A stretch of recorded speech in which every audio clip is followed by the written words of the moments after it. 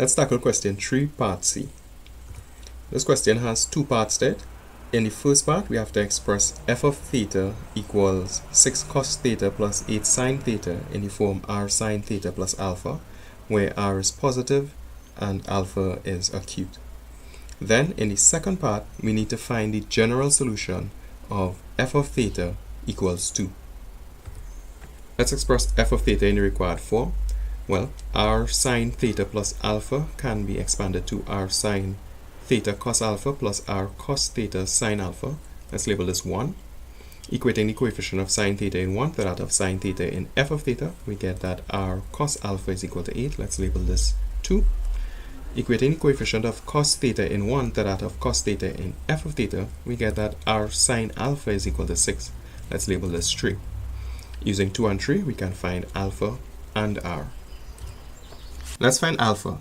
3 divided by 2 gives us r sine alpha over r cos alpha equals 6/8. On the left hand side, the r's will cancel and sine alpha on cos alpha will give us tan alpha. On the right hand side, 6/8 can be reduced to 3/4. So we end up with tan alpha equal 3/4. Therefore, alpha is equal to tan inverse of 3/4, which is approximately 36.9 degrees. Let's find r. 3 squared plus 2 squared gives us r squared sine squared alpha plus r squared cos squared alpha equals 6 squared plus 8 squared. On the left hand side, we can factor out the r squared, giving us r squared times sine squared alpha plus cos squared alpha. Sine squared alpha plus cos squared alpha is equal to 1, so we get r squared times 1, which is equal to r squared. On the right hand side, 6 squared is equal to 36 and 8 squared is equal to 64, so we get 36 plus 64, which is equal to 100, which is equal to 10 squared. Therefore, r squared is equal to 10 squared. So it follows that r is either equal to positive 10 or negative 10.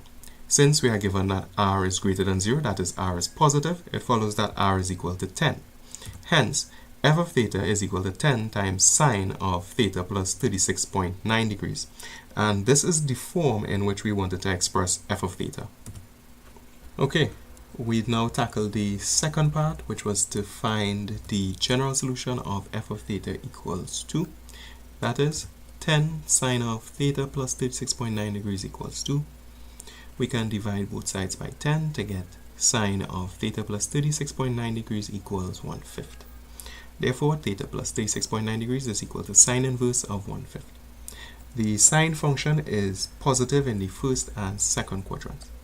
In the first quadrant, sine inverse of 1/5 is equal to 11.5 degrees. And in the second quadrant, it is equal to 168.5 degrees.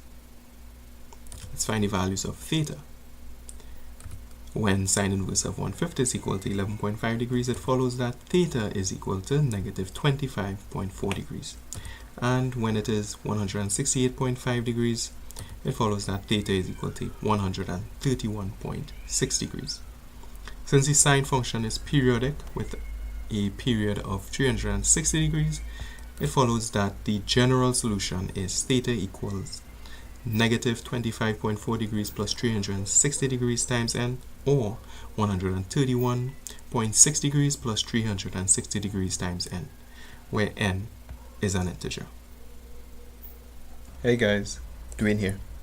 If you're a Caribbean student struggling with Cape Pure Maths and you need extra help, then go to this link to join my free study group. Also, don't forget to subscribe to this channel and click the notification icon to get notified when I upload new videos. Thanks for watching and see you next time.